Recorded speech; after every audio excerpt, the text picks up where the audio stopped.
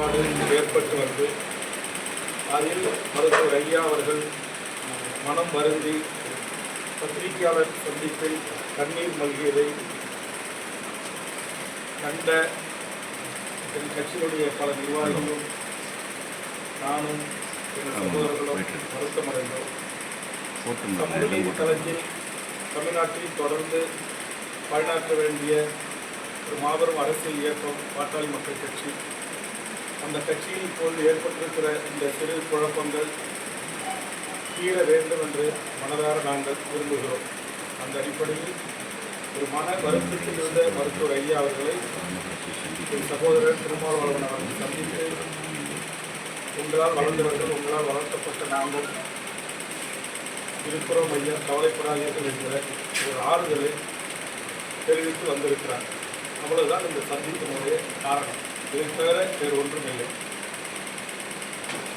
அதே மாதிரி மருத்துவர் அன்புமணி ராமதாஸ் ஐயா அவர்களும் என்னை தொடர்பு கொண்டு ஏற்கனவே நடந்தவை நடந்ததாக இருக்கட்டும், இனி நடப்பவை நல்லதாக இருக்கட்டும் என்று என்னை அழைத்து தொலைபேசியிலே கடந்த காலங்களில் என் மீது சேருவாரி பூசப்பட்டது, பல்வேறு குற்றச்சாட்டுகள் சுமத்தப்பட்டன, மருத்துவர் ஐயாவின் பெரும் தொகை பணத்தை எடுத்து சென்று விட்டேன் என்றும், மருத்துவர் அன்புமணி ராமதாஸ் சின்னையா கொடுத்து வைத்திருந்த சொத்தை பணத்தை எடுத்து வந்துவிட்டோம் என்று பல அவதூறுகள் கீழ்நிலையில் இருந்த தொண்டர்களால் எழுதப்பட்டன, பேசப்பட்டன.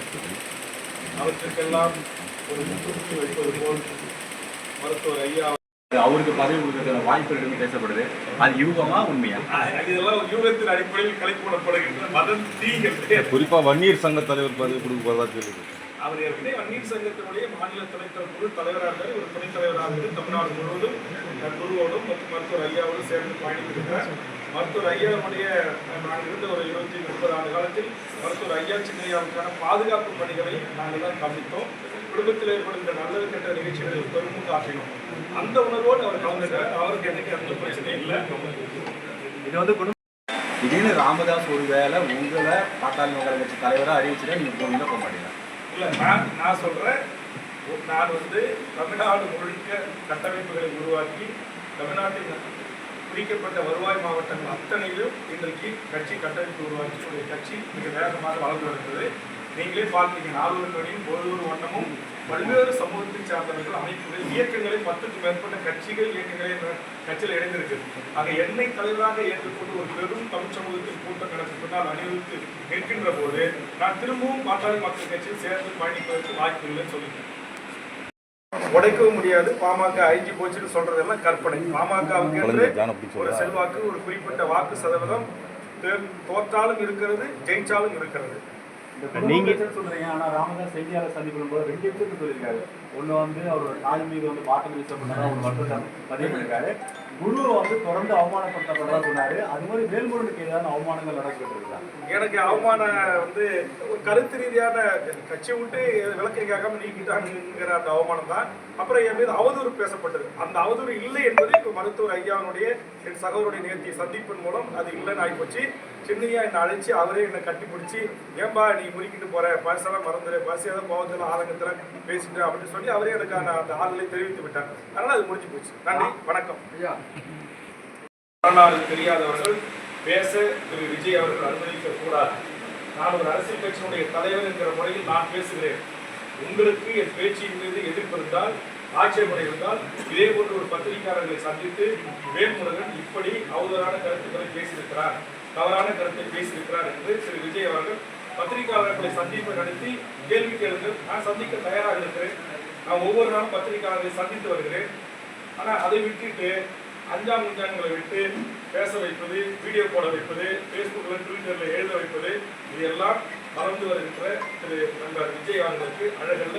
இதை உடனே விஜய் அவர்கள் தடுத்து நிறுத்த வேண்டும்.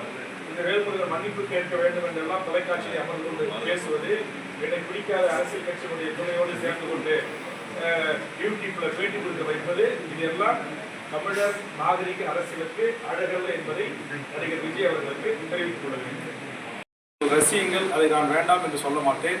ஆனால் பெற்றோர்களாகிய நீங்கள் இதுபோன்று நீங்கள் பெற்று வளர்த்து ஆளாக்கிய குழந்தை செல்வங்களை, பெண்களை, குறிப்பாக பெண்களை நீங்கள் இது போன்ற அதிகாரம் பூசிய சினிமாக்காரர்களிடம் நீங்கள் அதிக அட்வான்டேஜ் எடுத்துக்கொள்வதற்கு அனுமதிக்கக்கூடாது. இது தமிழுடைய பண்பாடு அல்ல.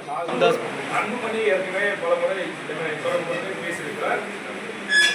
ஒரு நட்பு பாராட்டுகின்ற விதத்தில் நாங்கள் பேசியிருக்கிறோம்.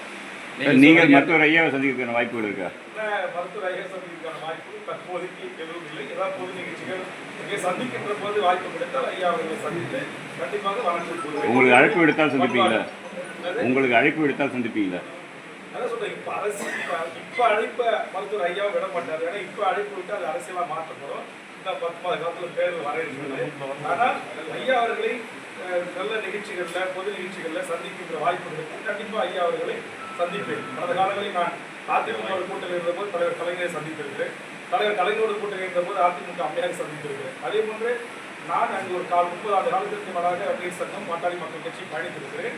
அப்படிப்பட்ட ஒரு நிறுவனராக இருக்கின்ற தமிழ்நாட்டுடைய மூத்த ஒரு அரசியல்வாதியை பொது இடங்களிலும் மரியாதை நிற்பதுமாக யார் சந்தித்தாலும் அது அரசியலாக்கப்பட வேண்டாம் என்பதுதான் என்னுடைய விருப்பம்.